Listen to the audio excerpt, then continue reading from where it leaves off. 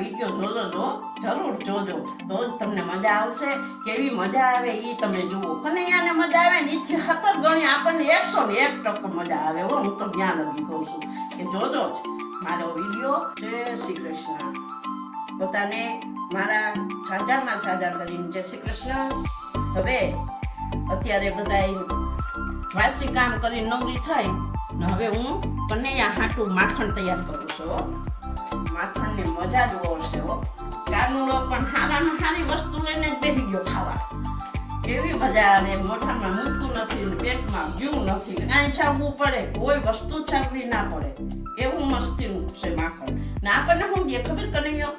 આપણને ખાટું ખાટું દહીં દે અને કાં છાશ દે, પણ એ આપણને મજા જ આવે. ભગવાનના હાથેથી જે આવી હોય વસ્તુ, ગમે એવી ખાટી હોય, ગમે એવું ઝેર હોય, તોય અમૃત બની જાય હો. એ આ કનૈયો છે. અને એના માટે આપણે હંમેશને માટે સવારેથી માંડીને સાંજ સુધી હોય ત્યાં લગી ભગવાનના નામનો સંકલ્પ કરતા હોય, સાનિધ્યમાં હોય. અને હું તો એમ જ કહું છું કે જઈએ સમય મળે તો કામ કરતા કરતા પણ ભગવાનને યાદ કરો. તમારું કામે પણ પ્રસાદી બની જાય છે.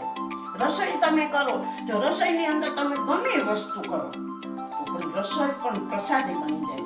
ગમે એ કામ કરો, સંજવારી કરો, પોતા મારો, આમ રોજનું સાફસૂફ કરો, ભગવાનના રજે રજને કણે કણમાં મારો વાલો બિરાજે છે. હા, એ તમે ભૂલતા નહીં. ગમે કાર્ય કરો તો તમારું ઘર હંમેશને માટે પાવન કરી દે એવો આ કનૈયો છે. આ દ્વારકાધીશની તો વાત જ હું કરવી ભાઈ. આ વાત જ એને સામગ્રી ધરવી જ પડશે.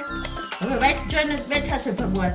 એને નવડાવી દીધા છે ગરમ પાણીથી, ગરમ વસ્ત્ર પહેરાવી દીધા છે અને સગડીથી એને તપાવી પણ દીધા છે. હવે ભગવાન વાઈટ જોવે છે હું એના ભોગને હો. હવે માખણ લઈને જઈને કાનુડું જમી લ્યો અને આનંદ કરતો દાંત કાઢતા આપણને આશીર્વાદ પણ દે.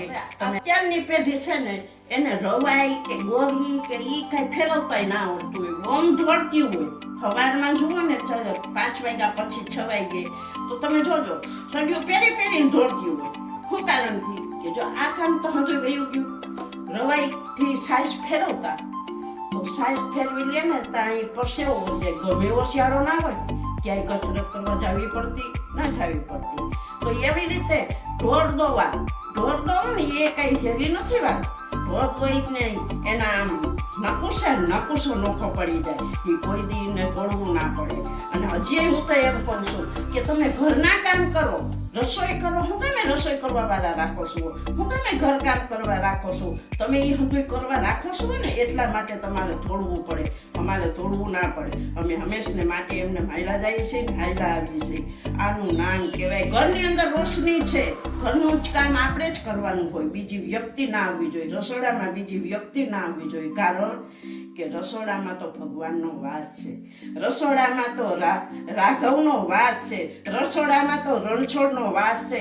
અને રણછોડ એ ભગવાન જો અહીંયા કોઈ બીજી વ્યક્તિ આવી જાય, આપણે પાણી એનું ખપતું ના હોય, એ વ્યક્તિ આપણા રસોડામાં તો મંદિર એના ઘરે ભગવાન ના હોય એ નોટ કરી દેજો.